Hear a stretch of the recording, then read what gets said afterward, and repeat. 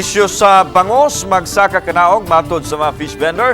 Samtang presyo sa kaning baboy may tindahan nga mius-us ang matag kilo samtang ang uban nagpabilin ang presyo. Apan ang asin, misaka usab ang presyo matag sako. Si Nico Sereno sa report. Sukad sa pandemya, misaka na nga to sa 160 ang kilo sa gagmay nga mga bangus sa Mandaue City Public Market nga daan gikan sa 140 pesos matag kilo.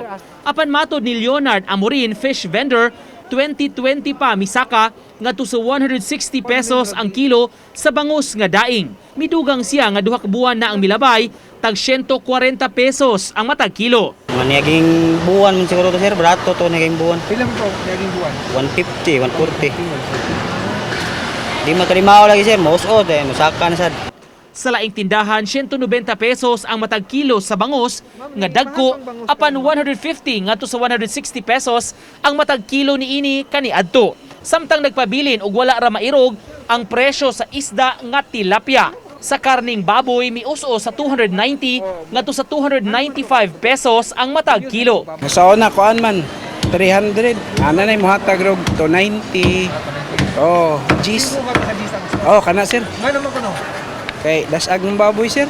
Apan sa uban nga tindahan nagpabilin 300 pesos ang matag kilo sa karning baboy. Nagpabilin na sab ang presyo sa refined sugar nga tag sa kagatus ka pesos ang kilo. Samtang 72 pesos ang matag kilo sa brown sugar. Apan ang usa sa labing importante nga pangtimpla sa sudan, ang asin, misaka na sa duha ka higayon ang presyo niini.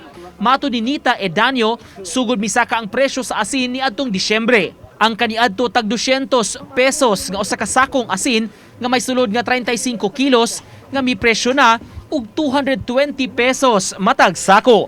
Apan mi presyo na kini karon og 245 pesos matag sako, duha na ka buwan ang milabay. In 220 dayon before sa 220 kuan pa to 200 na dayon 220 dayon 245. Uban ni Godfrey Relien, Nico Sereno, Balitang Bisdak.